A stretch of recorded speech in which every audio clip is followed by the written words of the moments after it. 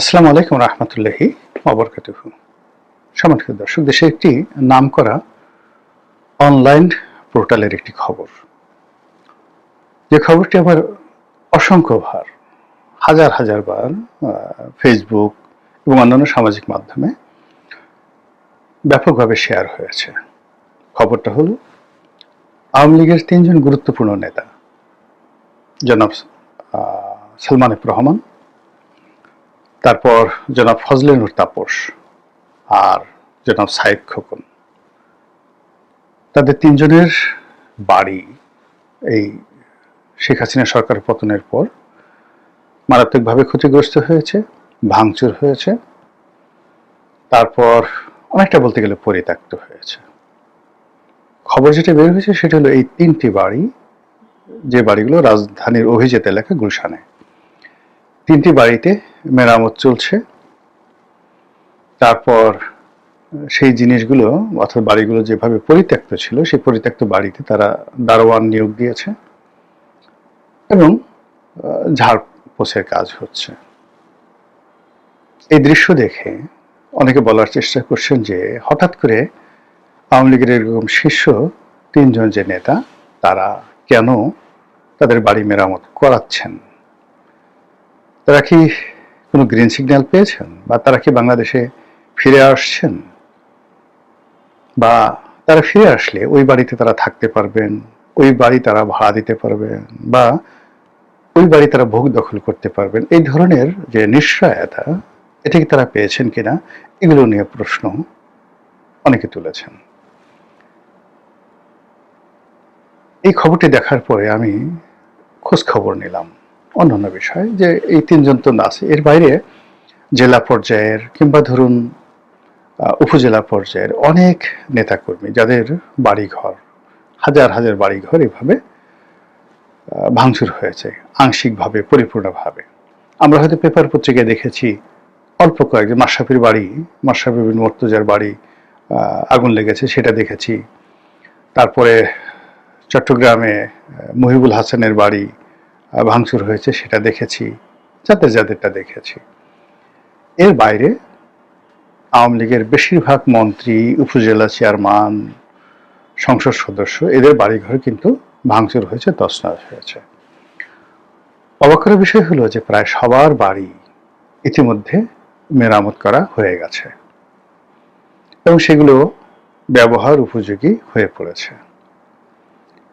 এটা যখন সবার চোখের আড়ালেই ঘটনাগুলো ঘটেছে, ঠিক সেই সময়টিতে আবার আমাদের যে রাজনীতি, সেই রাজনীতিতে অনেকগুলো মেরুকরণ দেখা দিয়েছে। প্রথম থেকে শুরু করি, একেবারে টপ, সেটা হলো শেখ হাসিনা ফিরে আসবেন। শেখ হাসিনা ফিরে আসবেন, আবার কবে আসবেন? আগস্ট মাসের মধ্যে আসবেন, কেউ বলছেন 6 মাসের মধ্যে আসবেন, কেউ বলছেন ট্রাভেল পাস নিয়ে আসবেন। উনি অবশ্য বলেছেন যে আমি আসবো, আমার জন্য প্লেন পাঠিয়ে দিন। এটা আমি শুনেছি নিজ কানে, ওনার একটা অডিও, যদি সেটা এআই নির্ভর না হয়। এরপরে অন্যান্য যে সকল নেতা, যেমন বাহাউদ্দিন নাসিম, জাহাঙ্গীর কবির নানক থেকে শুরু করে যে সকল ওনার কাছাকাছি নেতৃবৃন্দ রয়েছেন, একমাত্র ওয়াদুল কাদের সাহেব ছাড়া গত এক সপ্তাহে প্রায় সবাই তারা তাদের যে ভিডিও ফুটেজ আছে সেখানে তারা বানিয়ে দিয়েছেন, বক্তব্য দিয়েছেন যে আমরা আসছি। নেতাকর্মীদেরকে চাঙ্গা করার কথা বলছেন, তাদেরকে ঐক্যবদ্ধ হওয়ার কথা বলছেন এবং তাদেরকে বলছেন মানসিকভাবে প্রস্তুত থাকার জন্য, যে কোনো সময় তারা আসবে। আওয়ামী লীগের যে সকল স্টার পলিটিশিয়ান আছেন, যারা মাসলম্যান হিসেবে পরিচিত, তারা ইতিমধ্যে, আমি কারো নাম বললাম না, এই কারণে অনেকে এখন এমন অবস্থা হয়ে গেছে যে কারো নাম বললে তারা খুশি হয় যে আমার নাম বলেছেন। তা আমি হয়তো দুজনের নাম বললাম, তিনজন, তৃতীয় ব্যক্তি তিনি হয়তো মনে মনে চিন্তা করলেন যে কেন আমার নাম বলা হলো না, আমি কি কোনো অংশে কম, আমার কি পেশি শক্তি নেই? তো এই অর্থে আমি বললাম যে যাদের যাদের মাসেল পাওয়ার আছে সারা বাংলাদেশে, আওয়ামী লীগের জাতীয়ভাবে যাদেরকে চেনেন, এরকম লোকজনের নামে তারা নিজেরা অথবা তাদের নামে নানা রকম ফটো কাটছিয়ে দেওয়া হচ্ছে। নেত্রীর নির্দেশ পাওয়া পর্যন্ত বা নির্দেশ দেওয়ার সঙ্গে সঙ্গে তোমরা সবাই এয়ারপোর্টে হাজির হবা। এই গেল নম্বর, মানে শেখ হাসিনার বক্তব্য, তার যারা পলিটিক্যাল উইংস রয়েছেন বা তার যে সকল পলিটিক্যাল কিচেন ক্যাবিনেটের সদস্য রয়েছেন তারা, এবং তার দলে যারা মাসেলম্যান রয়েছেন, এর মধ্যে আপনারা সবাই নাম বলে এক নামের চিনবেন, এভরিবডি। তারা কিন্তু অনেকে ভিডিওতে এসে কথা বলেছেন, তাদের নেতাকর্মীরা তাদের নামে যে পেজ চালান সেই পেজ থেকে তাদেরকে তারা যে বানিয়ে দিয়েছেন, সেখানে এই বক্তব্য যে আপনারা রেডি থাকেন, আমরা শক্তি প্রয়োগ করে রাজপথে নামব। 4 নম্বর ঘটনা হলো যে ছাত্রলীগ এই সময়টাতে একের পর এক কমিটি দিয়ে যাচ্ছে, অনেকটা জামাতের মতো করে। তারা কমিটি পুনর্গঠিত করছে, নতুন নতুন কমিটি দিচ্ছে, এবং সেই সকল কমিটির কারা সভাপতি সেক্রেটারি হলেন সেটা আবার ইন্টারনেটে চলে আসছে এবং আমরা সেটা দেখতে পাচ্ছি। সরকার নাকে তেল দিয়ে ঘুমাচ্ছেন, অথবা সরকার is not in a position, মানে এখানে সরকারের কোনো ক্ষমতাই নাই যে এই জায়গাগুলোতে তারা একটু খোঁচা মারবেন। গেল ছাত্রলীগের ঘটনা। এর বাইরে যারা পত্রপত্রিকা আছেন, টকশোতে আছেন, আমাদের মতো লোকজন যারা যাচ্ছেন, এই লোকজন সহ যারা ধরেন আমলা, কামলা, কূটনীতিবিদ, জেনারেল, মোরাললেস মিডিয়ার সঙ্গে যাদের সম্পৃক্ততা রয়েছে, গত 2 মাস ধরে প্রায় সবাই আওয়ামী লীগ ফিরে আসবে, আওয়ামী লীগকে নিষিদ্ধ করা ঠিক হয়নি, এবং শেখ হাসিনার গুণগান করে তারা সবাই বক্তব্য দিচ্ছেন। এবং এখন এমন একটা অবস্থা হয়ে গেছে, অদ্ভুত ঘটনা, যে সরকারের বয়স 100 দিনও হয়নি, এরই মধ্যে সালাউদ্দিন সাহেবকে একটা গালি না দিলে, তারেক রহমান সাহেবকে একটা গালি না দিলে, বিএনপিকে চাঁদাবাজ না বললে কেউ আপনার কথা শুনবে না। ইভেন আপনি যদি তাদেরকে জান্নাতের টিকিটও দেন, তাদেরকে পোলাও কুরমা খাওয়ান, তাদেরকে যদি 1 বস্তা টাকা দেন, তবুও কোনো লোক আপনার প্রতি মনোযোগী হবে না যতক্ষণ না পর্যন্ত আপনি এই বিএনপির যে সমস্ত লোকজন রয়েছেন, পাওয়ারফুল যারা লোকজন রয়েছেন, তাদেরকে 2-4টা গালি না দিবেন, নেতিবাচক কথা না বলবেন। ফলে অন্তত জনগণের সাথে সম্পর্ক রাখার জন্য, জনগণের দৃষ্টি আকর্ষণ করার জন্য আমাদের রাজনৈতিক নেতৃবৃন্দ, আমাদের যারা সামাজিক বক্তা, ধর্মীয় বক্তা, যারা সোশ্যাল ইনফ্লুয়েন্সার হিসেবে পরিচিত, তারা সবাই এখন সরকারের নিষ্ঠুর এবং নির্মম সমালোচনা শুরু করেছেন ইন এ পজিটিভ সেন্স, যেটা সরকারের যারা লোকজন তাদের রীতিমতো মাথা ব্যথার কারণ হয়ে পড়েছে।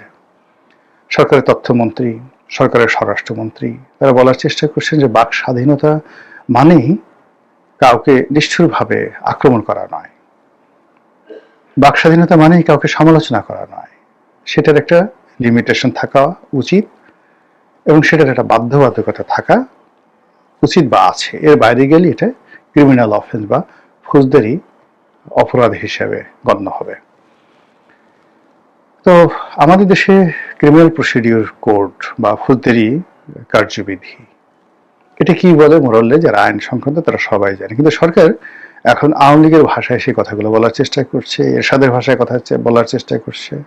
কেউ কেউ এই সরকারকে নব্য ফ্যাসিবাদ, নব্য স্বৈরাচার বলার চেষ্টা করছে খুব অল্প সময়ের মধ্যে।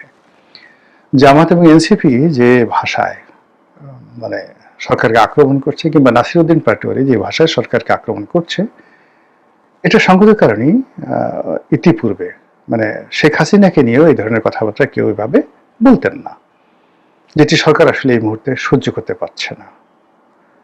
আর সরকার যখনই এরকম একটা অবস্থার মধ্যে পড়েছেন, অস্বস্তির মধ্যে পড়েছেন, ঠিক সেই সময়টাতে আওয়ামী লীগের যারা নেতাকর্মী তারা বাংলাদেশে ঢুকে পড়ার, বাংলাদেশে আসার, আত্মসমর্পণ করার, অনেকে শেখ হাসিনার সঙ্গে আসার, অনেকে শেখ হাসিনার আগে পরে আসার তারা ঘোষণা দিয়ে বসেছেন। আমার একজন সাংবাদিক হিসেবে, একজন রাজনৈতিক বিশ্লেষক হিসেবে, কিংবা ধরুন একজন সাধারণ আমজনতা হিসেবে আমি যতটুকু খোঁজখবর রাখি, যেহেতু একটা সময় আওয়ামী লীগ করেছি, আওয়ামী লীগের সংসদ সদস্য ছিলাম, সংগতির কারণে 300 জন যারা আওয়ামী লীগের টপ লিডার, বা ধরুন আওয়ামী লীগের 3000 টপ লিডার যারা আছে, তাদের সঙ্গে তো সবার সঙ্গেই অন্তত পক্ষে 25 থেকে 30 বছরের সম্পর্ক। ফলে তারা কোথায় আছেন, কি আছেন, তাদের মন মানসিকতা কি, এই খবর এ কান ও কান, এ মুখ ও মুখ হয়ে চলে আসে। তো যেটি দেখতে পাচ্ছি সেটি হলো সবার মধ্যে এক ধরনের আত্মবিশ্বাস চলে আসছে। একজন সামাজিক ইনফ্লুয়েন্সার আছে, আওয়ামীপন্থী, অমির রহমান পিয়াল। তো তিনি একটি যাকে বলা হয় ছোট চিত্রনাট্য রচনা করেছেন, একটি গান, পালা গান, বায়োস্কোপ এরকম দিয়ে আর কি, যে ওই পুঁথি পড়ার সুরে। এবং এটা সেই হাম নিয়ে, ডক্টর মোহাম্মদ ইউনূসের বদনাম নিয়ে এতটা জনপ্রিয় হয়ে পড়েছে যে এখন রীতিমতো অমির রহমান পিয়াল বাংলাদেশে বিখ্যাত চলচ্চিত্র পরিচালক হানাতা, জহির রায়হান কিংবা আলমগীর কবির, ঠিক ওই পর্যায়ে আওয়ামী লীগের যারা নেতাকর্মী রয়েছেন তাদের কাছে এই ছোট্ট একটা গান, 2-3 মিনিটের এরকম একটা গান, সেই গানের কারণে তিনি বিখ্যাত হয়ে গেছেন, যে ওই শিশুদের হাম নিয়ে যে গানটা রচনা করেছেন। আওয়ামী লীগের যে সকল লোকজন ছিলেন, সাংবাদিক, কথক, বুদ্ধিজীবী, যারা দীর্ঘদিন আওয়ামী লীগ থেকে অভিমান করে হোক বা যে কোনো কারণে হোক তারা আওয়ামী লীগ থেকে দূরে ছিলেন, তারা সবাই যার যার অবস্থান থেকে বের হয়ে এসছেন এবং কথা বলছেন। কারো কারো কথা তো মানে অসাধারণ, যাকে বলা হয় ইনফ্লুয়েন্স তৈরি করছে, এবং তারা বিদেশ থেকে বলছেন, এবং তাদের কথাবার্তা শুনে আপনার মনেই হবে না যে তারা কোনো সময় আওয়ামী লীগ করতেন বা কথাগুলো আওয়ামী লীগের পক্ষে বলছেন।